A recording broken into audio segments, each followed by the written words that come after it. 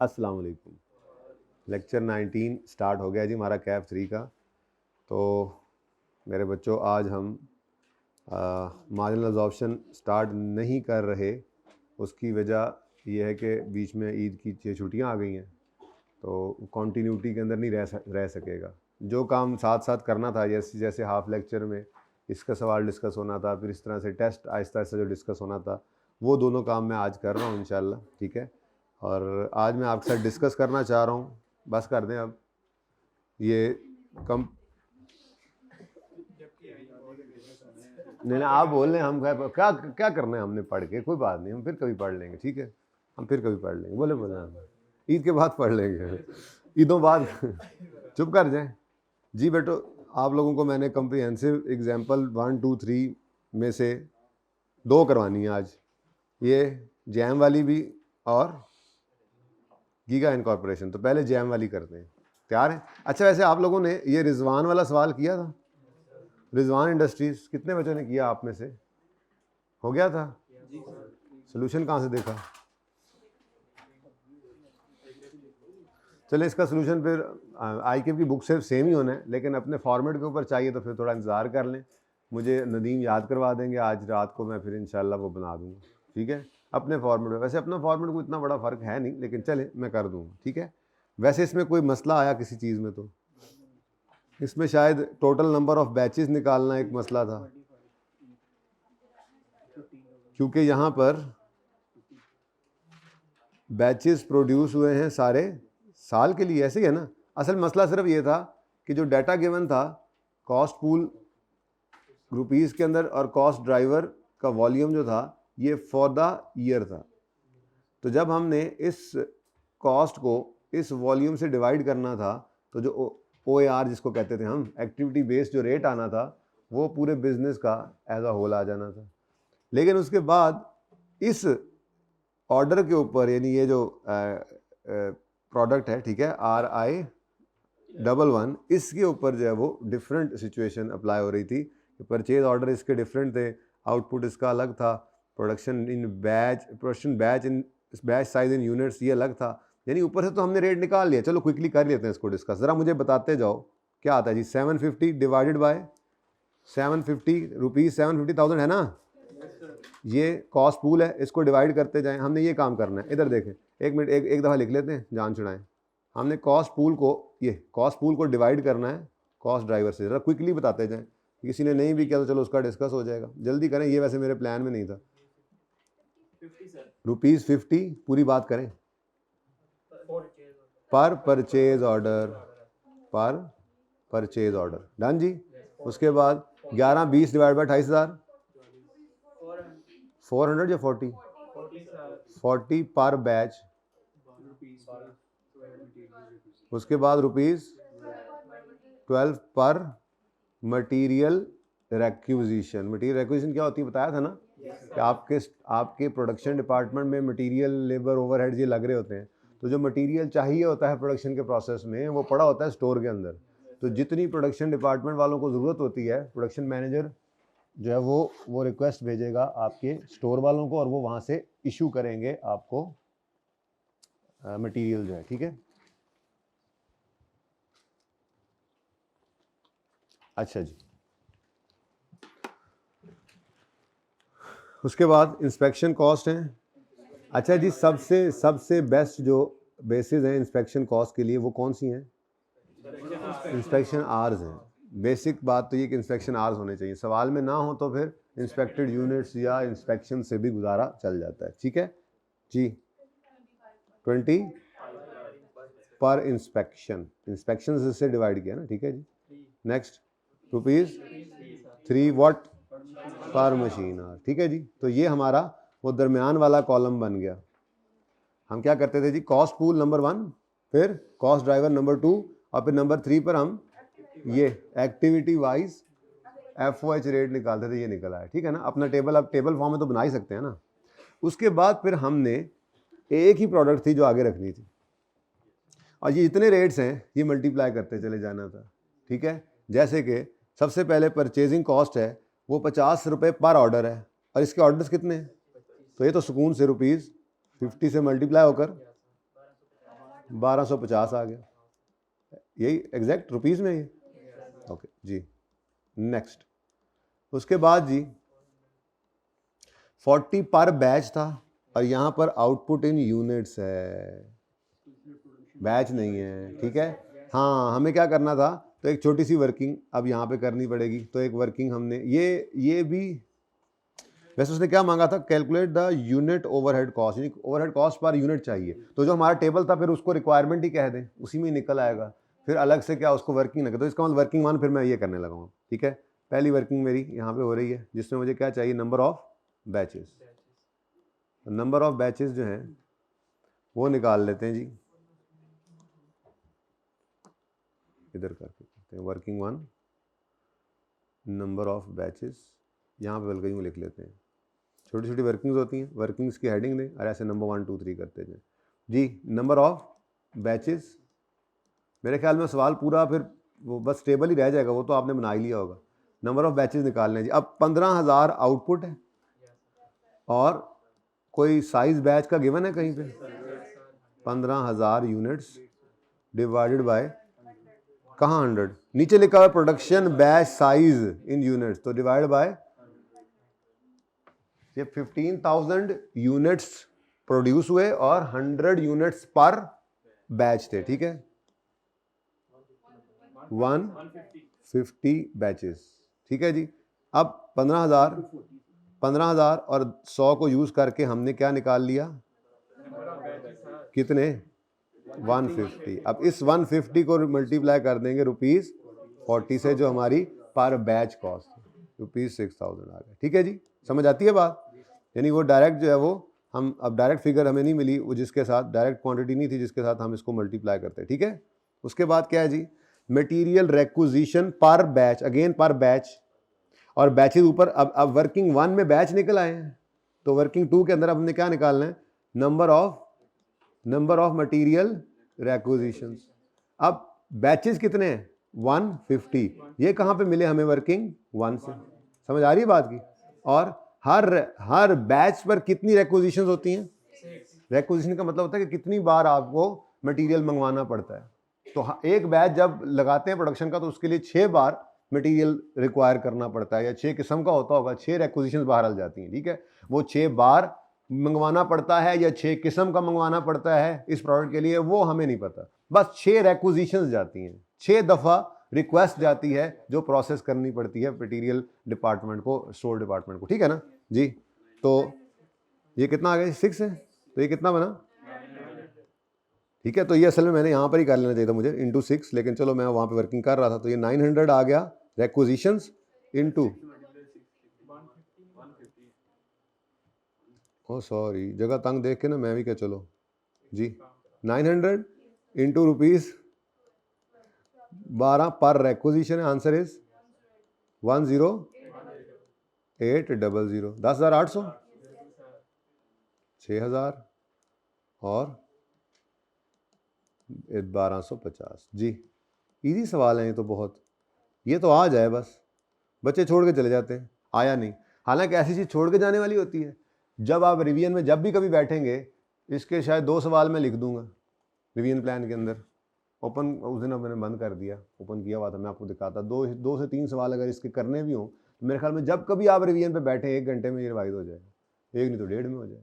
ऐसी चीज़ तो छोड़ने वाली होती ही नहीं है जो इतनी आसान हो, करके रखो, कभी कभी किस्मत जावरी दिखा जाए, ऐसी चीज़ आ जाए पर्चे में तो मौज है। जैसे इस दफ़ा आ गई थी, 10 नंबर का सवाल था, अब कितना कुछ टॉपिक है जिसमें 10 नंबर का सवाल आ जाए, ठीक है। इंस्पेक्शन पर बैच, इंस्पेक्शन पर बैच, और वो अगेन वही वाला मामला हो गया। बैचेस कितने हैं जी, 150, यहीं पे कर सकते हैं। वर्किंग 3 वैसे तरतीब आपकी ये चल रही होगी पर्चे के लिए, तो ठीक है ना, आपने ऐसे करके वर्किंग 3 लिखी होगी। नंबर ऑफ इंस्पेक्शंस, बिल्कुल हल्की आंच पे पढ़ाऊंगा आज, पता ही आप लोगों को। 150 बैचेस हैं और हर बैच पर एक इंस्पेक्शन लगती है। और यार ये तो ऐसी ही आपने वर्किंग करवाई, चलें, तो ये आ गया 150 ही इंटू ₹25 एक इंस्पेक्शन पर लगे, 3750। उसके बाद okay, machine hours per unit, बनाए कितने यूनिट, अब टोटल मशीन आवर्स निकालने हैं, 15,000 यूनिट्स बने और हर यूनिट पर 0.1 आवर लगा। 0.1 आवर्स में गिवन है। मसला तब आता जब वो यूँ कहता 5 मिनट, 7 मिनट, 10 मिनट, ये तो आवर्स में गिवन था। ठीक है जी, 1500 आवर्स आ गए। ठीक है जी, 1500 आवर्स आ गए, यानी कि यहाँ पे हमने क्या किया जी, इंटू 15,000 किया। ये मैं वैसे यहीं पे करता जा रहा हूँ, दो दफ़ा कर रहा हूँ, वैसे आपस की बात है। चलें खैर, तो ये 15,000 आ गया। अब एक मशीन आर का 1500, सॉरी, एक मशीन आर कितने का पड़ता है हमें? ₹3 का। लो जी, ये क्या आ जाएगा आपका, टोटल करो, 203, मेरे ख्याल में और तो कुछ नहीं था, डिवाइड बाय 15,000 करो और बताओ आंसर। 20300 था, डिवाइडेड बाय 15,000, क्योंकि उसने पर यूनिट मांगा है ना, तो यहाँ पे आ गया 1 पॉइंट। ये सही है आंसर, चेक किया था, आ गए हो तुम? अच्छा, आज मैंने पढ़ाना भी नहीं है, बता रहा हूँ, ये पढ़ ही तो रहे हैं, और क्या कर रहे हैं जी। टोटल गलत लग गया, ये वाला 26, तो नीचे रेट सही निकाला है उन्होंने, जालमों ने 26, वो तो उन्होंने तो कहता है सही है 1 पॉइंट, इसी तरह का ही था ना, 1 पॉइंट तक मुझे याद था सर, आगे क्या था मुझे नहीं याद। देख लेते हैं यार आई कैप की स्टडी टेक्स्ट, लेट मी देख। अब नहीं हुन नहीं,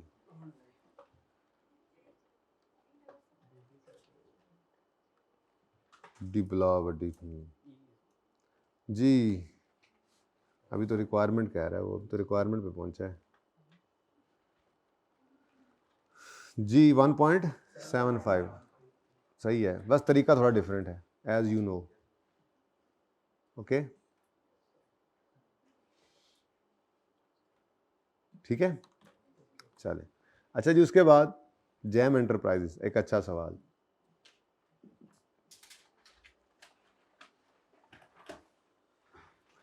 क्योंकि इसके अंदर वो गया है प्रोडक्ट वाइज प्रॉफिट स्टेटमेंट तक।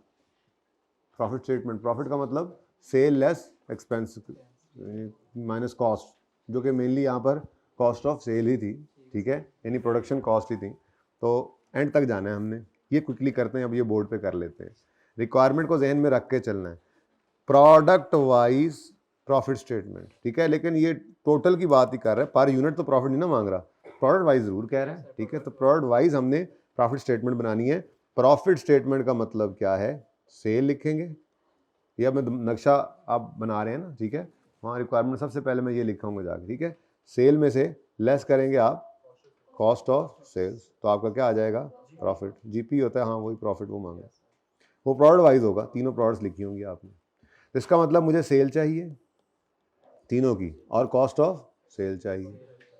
ठीक है, सेल तो मुझे, अच्छा वो कह रहा है सेल्स, सवाल पहले पूरा पढ़ लेते हैं। जैम एंटरप्राइज, पहले पैरा में क्या लिखा था देखना, काम की चीज़ ना निकला है। Jam enterprise is engage in manufacturing of finishing equipment for, अच्छा fishing equipment for fishing industry since a decade. Recently, some of other manufacturers newly entered in the same business of Jam Enterprises. As a result, a price competitive situation has occurred in the market. To handle this situation, Jam want to offer best prices for the product as compared to competitors. वही वाली बात आ गई, सही correct वो price quote करना चाह रहे हैं। तो जैम अब हर प्रोडक्ट का ना JAM, अब वो क्योंकि वो शायद पहले कोई सिंगल OAR यूज़ कर रहे हो, जिस वजह से बस वो ओवरहेड तकसीम तो हो जाते हैं लेकिन बहुत एक्यूरेटली नहीं होते। अब कंपटीशन इतना आ गया है, कोई प्रोडक्ट जे का कंपेटिटर आ गया होगा, कोई ए का, कोई एम का, तो ये चाहते हैं कि करेक्ट कॉस्ट निकले ताकि हम कंपेटिटिव प्राइस दे सकें। ठीक है, wants to offer best price for the product as compared to competitors. ठीक है, Jam enterprise changed his costing approach to ABC from traditional full costing approach. ठीक है, the following budgeted information is related to Jam Enterprise for the forthcoming period. Sales and production units में given है। Sales और production same होने का मतलब क्या है, मतलब क्या है? हाँ, मतलब कोई स्टॉक नहीं है, ठीक है। कॉस्ट ऑफ सेल क्या होगी? जो प्रोड्यूस हुई वो सारी की सारी, अब कॉस्ट ऑफ प्रोडक्शन है, ओपनिंग क्लोजिंग फिनिश गुड्स है नहीं, तो वही कॉस्ट ऑफ सेल भी बन जाएगी, ठीक है। सेलिंग, अच्छा सेल्स आ गई यूनिट्स और सेल प्राइस आ गई, तो ये दोनों चीज़ें आपकी सेल्स में आ जाएंगी। सेल्स निकल आएगी। बोलो सेल्स कैसे निकालेंगे आप? हाँ जी, पर यूनिट सेलिंग प्राइस को सेल यूनिट्स के साथ मल्टीप्लाई कर देंगे। आगे बढ़ते हैं। प्राइम कॉस्ट किसे कहते हैं जी? Direct material cost plus direct labour cost, यानी आपको दोनों को ऐड नहीं करना पड़ेगा, ठीक है। लेकिन ये पर यूनिट है, पर यूनिट, तो इसको भी प्रोडक्शन से, अब इसको प्रोडक्शन से, अच्छा एक बात याद रखना, उसूली बात, सेल्स निकालने के लिए सेलिंग प्राइस को सेल्स यूनिट से मल्टीप्लाई करते हैं, और प्रोडक्शन की कोई भी कॉस्ट होगी उसको निकालने के लिए आपने कॉस्ट ऑफ प्रोडक्शन को प्रोडक्शन वाले यूनिट से मल्टीप्लाई करना। अभी ये सवाल सेम है, लेकिन अब मैं बेस बना रहा हूँ मार्जिनल एब्जॉर्प्शन की, जिसके अंदर आगे जाके मसले आएंगे, ठीक है। ओपनिंग क्लोजिंग स्टॉक पड़ा होगा। फिर अगली बात बताऊँ, मैन्युफैक्चरिंग एक्सपेंसेस सारे के सारे प्रोडक्शन के साथ मल्टीप्लाई हो रहे होते हैं टोटल निकलने के लिए, लेकिन जो सेलिंग डिस्ट्रीब्यूशन एक्सपेंसेस होते हैं वो सेल यूनिट्स के साथ हो रहे थे। ये ज़रा ध्यान रखना है आपने। आप ये अब अगली मंजिल की तैयारी थोड़ी थोड़ी हमने शुरू की, मार्जिनल एब्जॉर्प्शन के अंदर हम ये सारा कुछ देखेंगे, ठीक है ना। तो इस दफ़ा तो चूँकि प्रोडक्शन एंड सेल यूनिट्स है तो मसला ही कोई नहीं।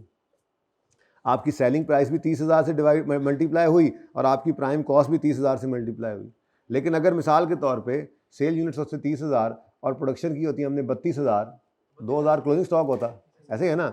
अब ये जो प्राइम कॉस्ट है ये 32,000 से मल्टीप्लाई होती कॉस्ट ऑफ प्रोडक्शन निकालने के लिए, वो अलग बात है। कॉस्ट ऑफ सेल निकालते हैं हम, क्लोजिंग को माइनस करते, फिर वो अपनी जगह पे ऐसे होता है, ठीक है, सही है। अच्छा जी, फिलहाल तो सिंपल सवाल चला, मशीन आवर्स पर यूनिट है, तो अब machine hours per unit given है। अब देखो ना, या तो डायरेक्ट मटेरियल होता है खर्चा या डायरेक्ट लेबर होता है, बाकी तो सारे क्या होते हैं? FOH, बाकी क्या होते हैं? FOH। तो अब वो FOH के लिए शायद ये मशीन आवर्स यूज़ हो, डायरेक्ट मटेरियल डायरेक्ट लेबर तो उसने बता दी है, ठीक है। अभी तक FOH बताया नहीं उसने। लेबर आवर्स पर यूनिट भी गिवन है, ठीक है। The overheads that could be reanalysed into cost pools for the purpose of activity based costing are, उसने वो जो कहता है खर्चे जो मेरे थे ना जी, हमने बड़े ध्यान से बैठ के उनको रीएनालाइज किया और उनके पूल्स बनाए हैं, ठीक है। पहले जो खर्चे ऐसे ही बिखरे होते ना डिपार्टमेंट वाइज, जैसे भी चल रहा था, ठीक है, हमने उनको ज़रा थोड़ा सा रीएनालाइज किया, यानी कि कौन कौन से पूल्स हम बना सकते हैं। तो ये machine servicing, assembly, setup cost और ऑर्डरिंग और परचेजिंग, हम ये कुछ पूल्स बना पाए हैं। ये कॉस्ट पूल की जो कॉस्ट आ गई, total cost of cost pool, और ये आगे उसने ड्राइवर भी खुद बता दिए और उसकी क्वांटिटी गिवन है, ठीक है, सही है। अब इनको डिवाइड करेंगे तो FOH निकल आएगा एक्टिविटी वाइज, ठीक है। Following estimates have been provided for the period, number of setups, number of customer orders और नंबर ऑफ सप्लायर ऑर्डर्स। अब मशीन सर्विसिंग के लिए क्या नंबर ऑफ सेटअप्स मुनासिब है? वो किस लिए है? वो तो सेटअप कॉस्ट के लिए। नंबर ऑफ सेटअप तो सेटअप कॉस्ट को लग गए। Number of customer order, order processing को लग गए, और number of supplier orders, supplier हमारे के ऑर्डर्स परचेजिंग वाले आ गए। अब ये तीनों बेसिस तो यूज हो गई। जरूरी तो नहीं है एक के ऊपर दो बेसिस ना लग सके, लग सकती हैं।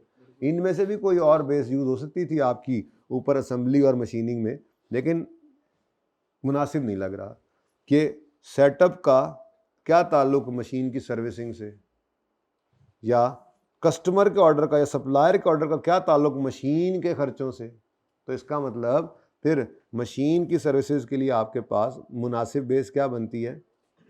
Machine hours. ये शायद इसलिए गिवन थे। और असम्बल कर रहे हैं, मजदूरी करते हैं नॉर्मली, ठीक है, तो असेंबली सर्विसेज जो है वो लेबर आवर्स के साथ होते हैं, ठीक है। ये कुछ इस तरह से कहानी थी। अब इसको ज़रा क्विकली हम कर लेते हैं, ठीक है। रिक्वायरमेंट को सबसे पहले लिखेंगे, उसके बाद डायरेक्ट मटेरियल डायरेक्ट लेबर हमें अवेलेबल है, ठीक है, उसको निकाल लेंगे फ़ौरन। क्वेश्चन नंबर जी,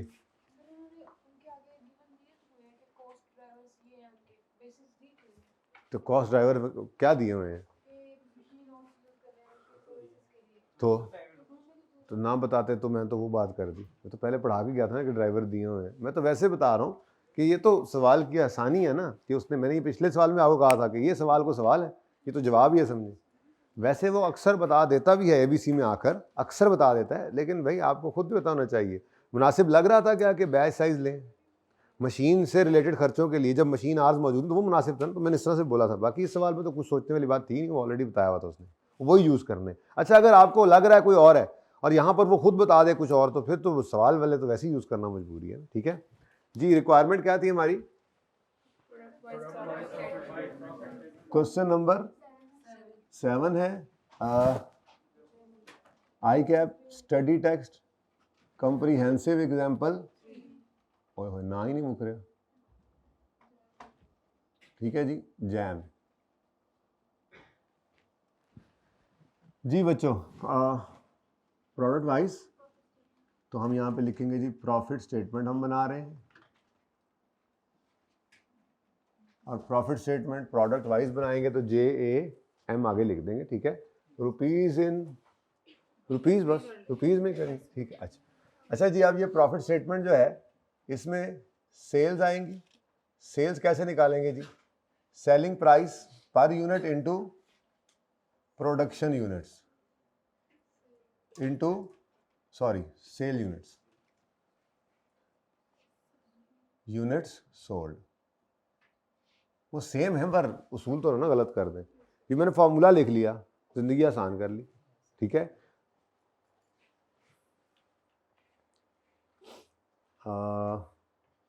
सही है, चलें ऐसे ही।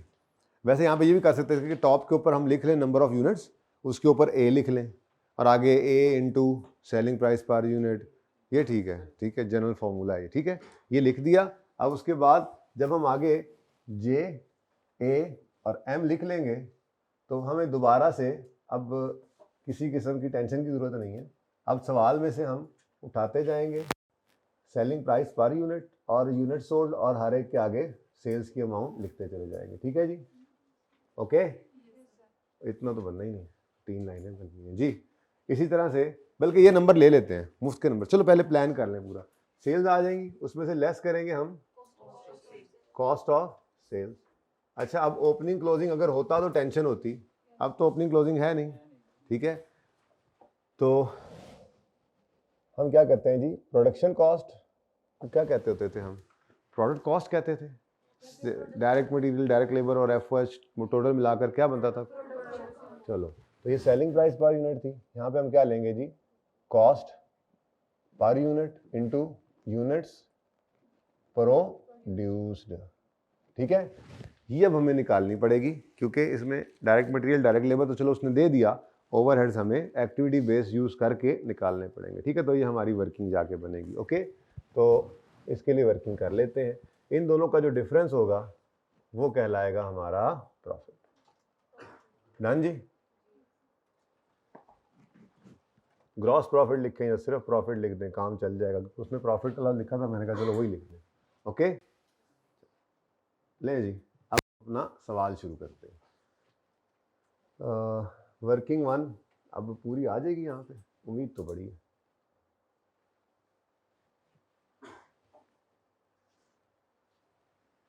वर्किंग है ना, एब्रीविएशन भी यूज़ कर लेंगे टिका के, ठीक है जी। मुझे चाहिए cost per unit. Cost per unit working 1 में निकालेंगे।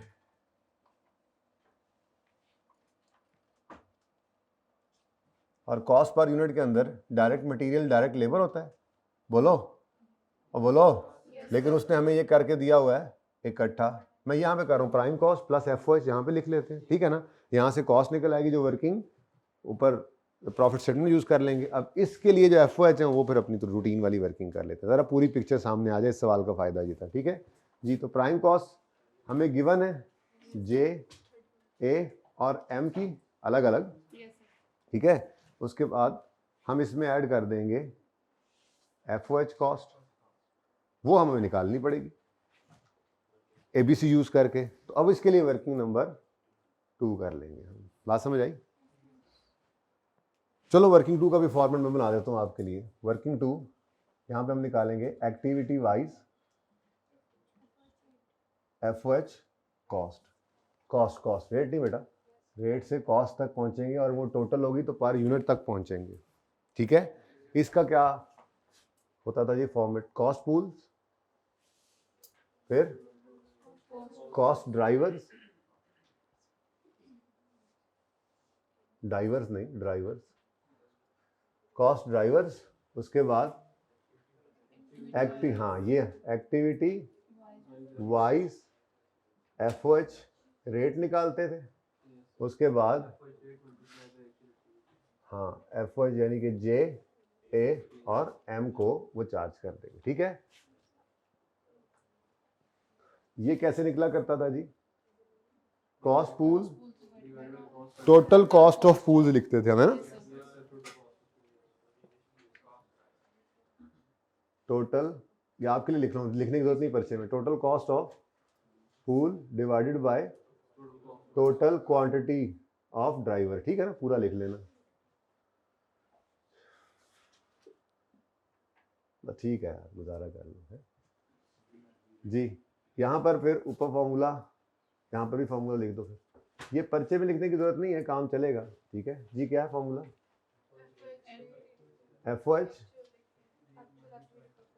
FOH जो रेट आपने निकाला है उसको मल्टीप्लाई कर दो एक्चुअल एक्टिविटी, ठीक है जी। तो J A और M, ले जी सवाल तो खत्म हो गया।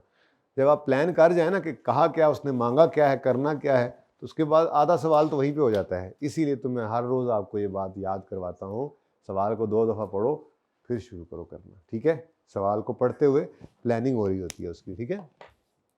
अच्छा जी, अब जो जो गिवन है पहले तो वो लिख लेते हैं जी। सबसे पहले सवाल के अंदर जो हमने रिक्वायरमेंट सामने रखी है उसमें अगर देखें तो हम सेल्स की फिगर निकाल सकते हैं, तो ये मुफ्त के नंबर हम क्यों छोड़ें, क्या ख्याल है, ठीक है। तो 30,000 इंटू 4600, 20,000 इंटू 9600, 10,000 इंटू, अच्छा मेरे दिल में पता नहीं क्यों आ रही है कि इन तीनों की वर्किंग शो करूं, कि चल जाएगा काम। सेलिंग प्राइस पर यूनिट फिर पर्चे में पूरा लिख देना, ठीक है। सेलिंग प्राइस पर यूनिट सवाल के अंदर नहीं तसल्ली करी मेरी, नहीं होगी मुझे पता है जी बच्चों। सेल्स जो है वो आपने तीनों की शो करनी है, ठीक है। वर्किंग कर लेते हैं, सारे सर थल्ले मिटाना पैना, कोई बात नहीं, अगर जरूरत पड़ी तो जी। सबसे पहले J के यूनिट्स बताओ, 30,000 इंटू 4600, मैं रुपीज छुपीज नहीं लिख रहा वैसे, ये बचत कर लेता हूँ, ठीक है। ये क्या है, 30,000 units into rupees 4600 per unit, ठीक है।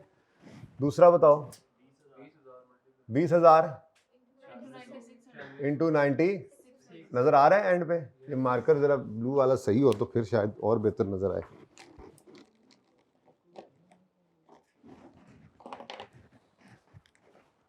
उसके बाद जी तीसरी प्रोडक्ट कौन सी है, M के यूनिट्स और 7400, ठीक है जी, गुजारा हो जाएगा।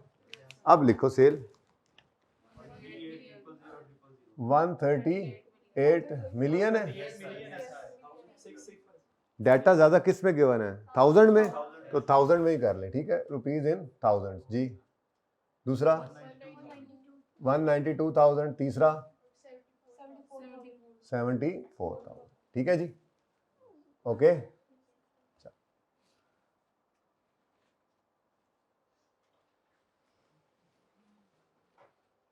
यहीं से अलग कर देते, ले जी। अब क्या चाहिए हमें, कॉस्ट ऑफ सेल चाहिए। अच्छा, कॉस्ट ऑफ सेल का वैसे तो फॉर्मूला होता है opening finish goods plus purchases अगर ट्रेडिंग बिजनेस है, और प्रोडक्शन अगर मार्जिनल ऑप्शन में सिखाऊंगा इंशाल्लाह ये बात, ठीक है।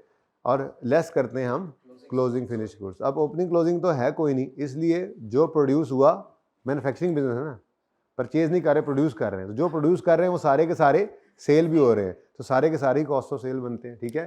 तो कॉस्ट ऑफ सेल के लिए अब मुझे यहाँ पर यही 30,000 यूनिट्स चाहिए, ठीक है जी। यहाँ पर 20,000 यूनिट्स है और यहाँ पर 10,000 यूनिट्स। जो चीज़ नहीं है वो कॉस्ट पर यूनिट नहीं है, उसको निकालने अब हम यहाँ पहुँचे, ठीक है। और प्राइम कॉस्ट सवाल के अंदर उसने हमें बता दी थी। पर यूनिट प्राइम कॉस्ट कितनी है जी? 3100, 8300 और 6400।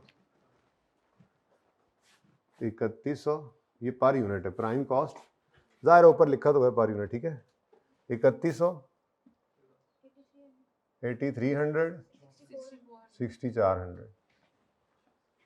अब एफओएच पर यूनिट मिल जाए हमें, उसके लिए ये वर्किंग कर रहे थे, ठीक है। इससे आगे अब वैसे भी इधर देखें तो आपको बेस गिवन है, अगर वो गिवन है तो कॉस्ट अब खत्म हो गई, ठीक है। अब जब हम एफओएच निकालने चले तो ये कॉस्ट पूल्स हैं, ये डिफरेंट कॉस्ट हैं एफओएच की जिनको हमने अब बांटना है, ठीक है। तो machine servicing, assembly, setup cost, ये सारों के नाम लिखने हैं, टोटल अमाउंट लिखनी है और यहाँ से बेस भी लिखते चले जाना है, ठीक है। तो लिखें जी मशीन सर्विसिंग 18,000, ऊपर रुपीज़ इन थाउजेंड्स चल रहा है ना जी, ठीक है। रुपीज़ इन थाउजेंड्स लिख लेना ना ऊपर जी। नाम क्या है जी? मशीन सर्विसेज या सर्विसिंग? मशीन सर्विसेज जी। कॉस्ट ड्राइवर मशीन आवर्स नहीं, गिवन गिवन होता है कि उन्हें बांट के दिया हुआ है, ठीक है। बेस ये है, एलोकेशन खुद करनी है, ठीक है। बांट के दिया होना गिवन था वो डिपार्टमेंटलाइजेशन में, ठीक है। एलोकेशन आप कर रहे हैं ना जी। अब क्या है जी कॉस्ट? 400। अब ये 1000 में ले लिए तो आर्स पर यूनिट गिवन है, बोलो। ये तो निकालने पड़ेंगे, ये अब छोटी सी वर्किंग करनी पड़ेगी, ठीक है। तो वर्किंग 2.1 हम क्या निकालने लगे हैं जी? मशीन आर्स, ठीक है। पर नहीं, टोटल टोटल टोटल यहाँ में क्या चाहिए होता है? टोटल क्वांटिटी ऑफ ड्राइवर, ठीक है। तो हमें टोटल मशीन आवर्स चाहिए। 2.1 वर्किंग में हमें क्या चाहिए? Total machine hours. तो जे के लिए कहता है कितना टाइम लगता है जी एक यूनिट पर? 2.5 आवर्स। और कितने यूनिट्स बनाए? 30,000। तो 2.5 इंटू, ये पूरा लिखूं अंग्रेजी में, चलेगा काम? 2.5 hours, 2.5 machine hours per unit into total units जी। ये 30,000 यूनिट्स हैं। ऊपर क्या लिखा हुआ? ये यूनिट्स हैं, अच्छा। ये तो फिर टोटल यूनिट्स निकले हैं ना, बोलो। चले कर लेते हैं फिलहाल। जे के बाद ए के ऊपर कितने आवर्स लग रहे हैं? 5.5 है। लेकिन मैं ये कह रहा हूँ, क्या ये रुपीज इन थाउजेंड है? क्या ये क्वांटिटी इन थाउजेंड है? सॉरी, क्वांटिटी इन थाउजेंड तो नहीं है ना, ये टोटल यूनिट्स निकले हैं, ठीक है ना। हाँ, ये 1000 में पड़ा है और ये टोटल यूनिट्स निकले हैं। डिवाइड करते हुए फिर ध्यान रखना ज़रा, ठीक है ना, दोनों को एक जैसा रखना होता है, ओके जी। तो ए के ऊपर लगते हैं जी 5.5 आवर्स पर यूनिट, और ए की प्रोड्यूस किए हैं 20,000 यूनिट्स, 1,10,000। आप में से FAR 1 किस किस ने पढ़नी है? सॉरी FAR 2, चले 1 भी। हाँ सही है, पढ़ के जाना है ना, चलो शुक्र है। बहुत इंपॉर्टेंट, बहुत इंपॉर्टेंट। इससे अगली क्लास वो है ना FAR 1, ठीक है, गुजारा ये चल जाता है कि जो कल सवाल कराए वो करना है और एक वो अलग थलग वाला काम करना है। स्पॉटनिक जी। जी बेटा, ये पर यूनिट है बेटा। बेटा एक minute, salary rupees in thousand तो ये पड़े हैं, इनके ऊपर कहाँ रुपीज इन थाउजेंड लिखा हुआ है? ये लिखा हुआ है प्राइम कॉस्ट पर यूनिट, यही ना।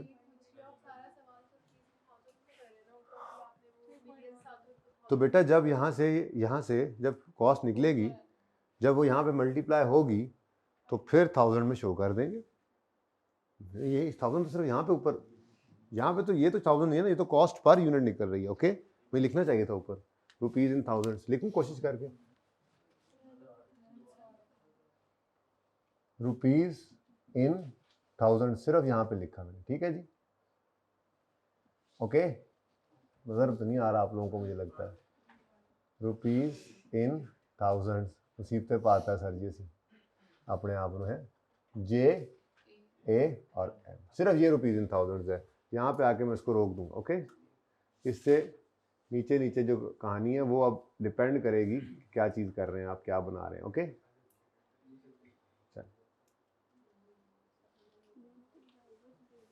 अच्छा, अभी ये पर यूनिट कॉस्ट है और यहाँ से भी हम कॉस्ट पर ड्राइवर निकाल रहे हैं। अब ये जो रुपीज़ उठाए हैं ना, ये थाउजेंड्स वाले उठाए हैं, मैं इसको भी बराबर कर देता हूँ। कहाँ लिखा हुआ रुपीज़ इन थाउजेंड? अब ठीक है, चलो, यानी कि सिर्फ वहाँ पे जाकर रुपीज़ इन थाउजेंड होना, उसके अलावा करते ही नहीं कहीं। ठीक है, अच्छा, अब ये टोटल मशीन आवर्स, हाँ जी, एम पे कितने लगेंगे? मैं कह नो सारा सवाल समझ आ रहा है यदि तो वैसे तो बोरिंग क्लास है आज, है ना, मार्जिन ऑफ ऑप्शन शुरू होता, आज मज़ा आता, लेकिन क्या करेंगे, ईद आ गई। कितने जी आवर्स कितने? 4.5 4.10,000 जी बेटा, और grand total,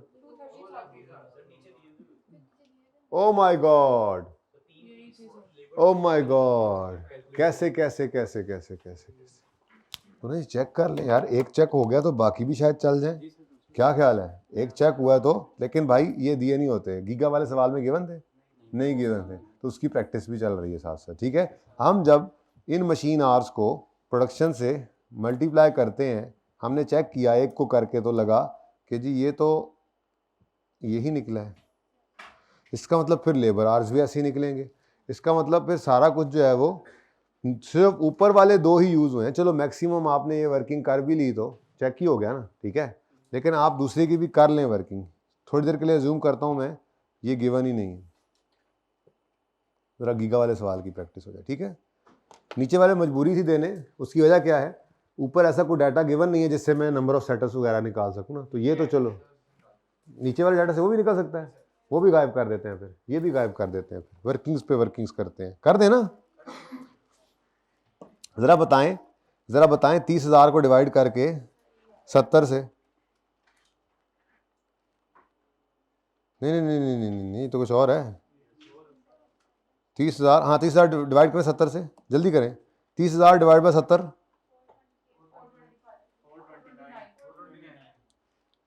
number of setups, अच्छा 70 जमा 100 जमा 80 है, टोटल आ गया। अच्छा ये भी छुपाओ, ये भी छुपाओ, ये भी छुपाओ, आगे आगे बढ़ो, कस्टमर ऑर्डर गिवन है, टोटल यही है।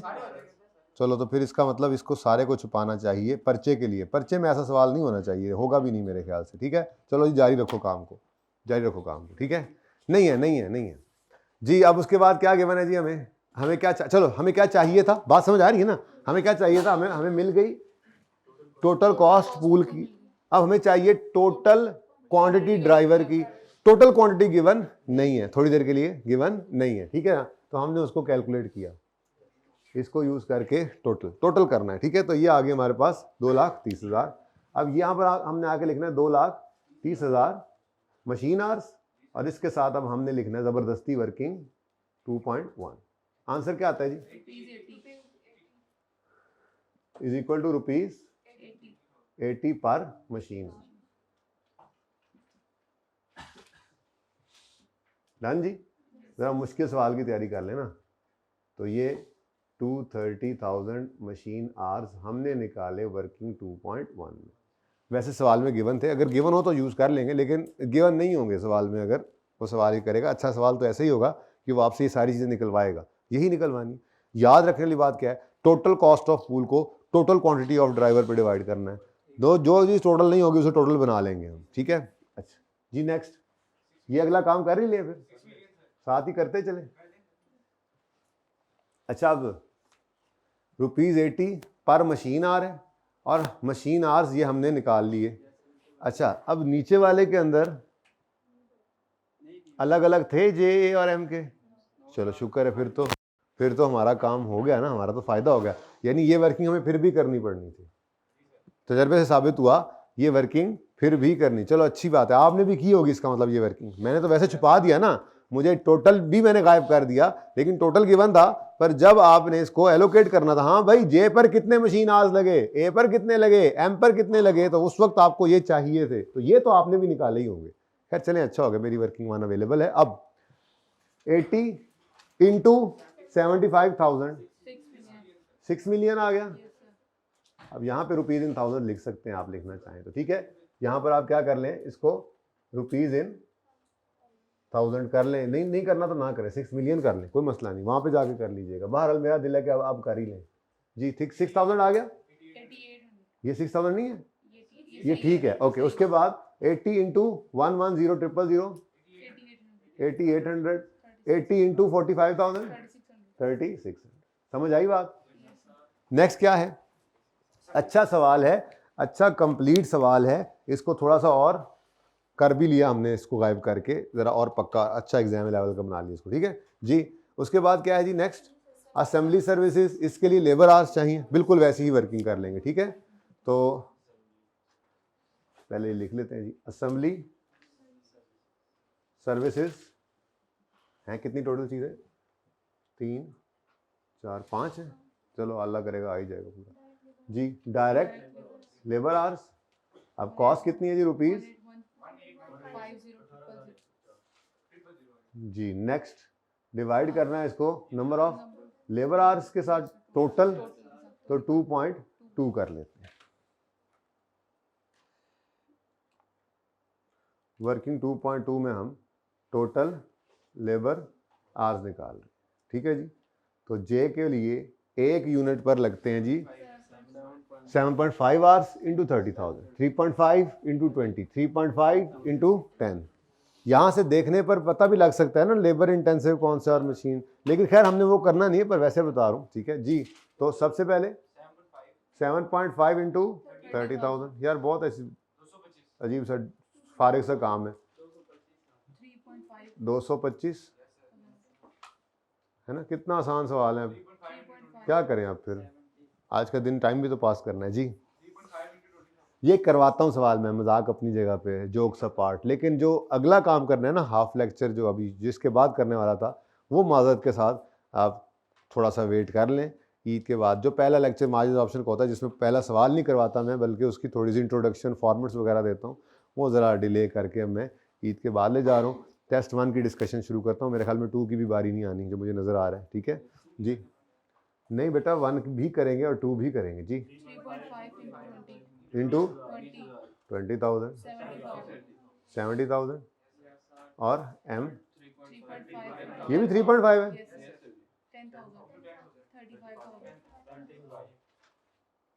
जी। टोटल 3,30,000। मशीन लेबर आवर्स आ गए, ओके। अब इसको कर दो 3,30,000 लेबर आवर्स, रुपीज़ 55 पर लेबर। अब ये निकले हुए हमारे पास, ये सवाल में नहीं थे, तो इस वर्किंग से चलो ये भी निकल आए। अब करते जाओ जी, 55 इंटू 225,000 और फिर 1000 में कर दो इसको, ठीक है ना, 12 डन जी। उसके बाद 55 इंटू 70,000 3850 000 आया होगा, तो फिर उसको आप बस 1000 में शो करते जा रहे हैं, ठीक है ना। 55 इंटू 190, ठीक है जी। नेक्स्ट क्या है, सेटअप कॉस्ट है और 12,100,000, तो सेटअप कॉस्ट, इसका ड्राइवर है number of setups, rupees 12,100,000 divided by, अब नंबर ऑफ सेटअप्स वो वैसे ही प्लस कर दे, मेरे ख्याल से इजी दिया हुआ ना, जे और एम करके, ये देखो ना, ये यहाँ पे गिवन है already, J A M equals करो 250। अब ये इतना सिंपल है कि इसको आप डायरेक्ट कर लें, ठीक है। डिवाइड बाय 250 सेटअप्स, तो रुपीज़ 4 पर सेटअप, ठीक है जी। अब 4.8, अब ये इधर नहीं है, ठीक है ना, 4.8, ये देखो 4.8 इंटू 70, 4.8 इंटू 100, 4.8 इंटू 80, 4800,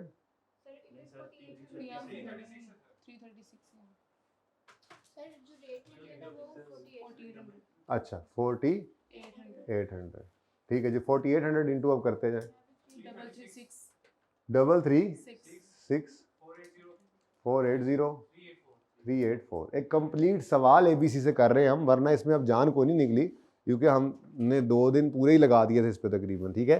तो ये आज का दिन सिर्फ इसकी तसल्ली होगी कि हाँ यार इस तक जा सकता है। बाकी गीगा वाला सवाल दोबारा ट्राई कीजिएगा, मैं अपने फॉर्मेट पे आपको सोल्यूशन करके वो भी भेज दूंगा। भाई नदीम 2 सवाल हो गए अब जो इनको मैंने देने हैं, ठीक है। पहला क्वेश्चन 6 वो कौन सा देखो जरा, जाग रहा है भाई, यस जी बिल्कुल। क्वेश्चन 6 हो गया और ये गीगा वाला, ठीक है। इसको आज रात या कल तक जिस वक्त भी टाइम मिला सोल्यूशन मैं आपको अपने फॉर्मेट पर बना के भेज दूंगा। वैसे तो आईकेप वाला आप अपने फॉर्मेट पे करें, एंड वाला सोल्यूशन मैच करें, इस जैसे तो मज़ा ही कोई नहीं है। सीएमए के अंदर डिफरेंट तरीके होते हैं सोल्यूशन को प्रेजेंट करने के, आंसर एंड पे सही आ रहा है तो आप पहले खुद करें, उसको एंड पे आंसर मैच करें आईकेप की किताब से, आपका मैच करेगा इंशाल्लाह, ठीक है जी। पार्ट 2 शुरू करें जी।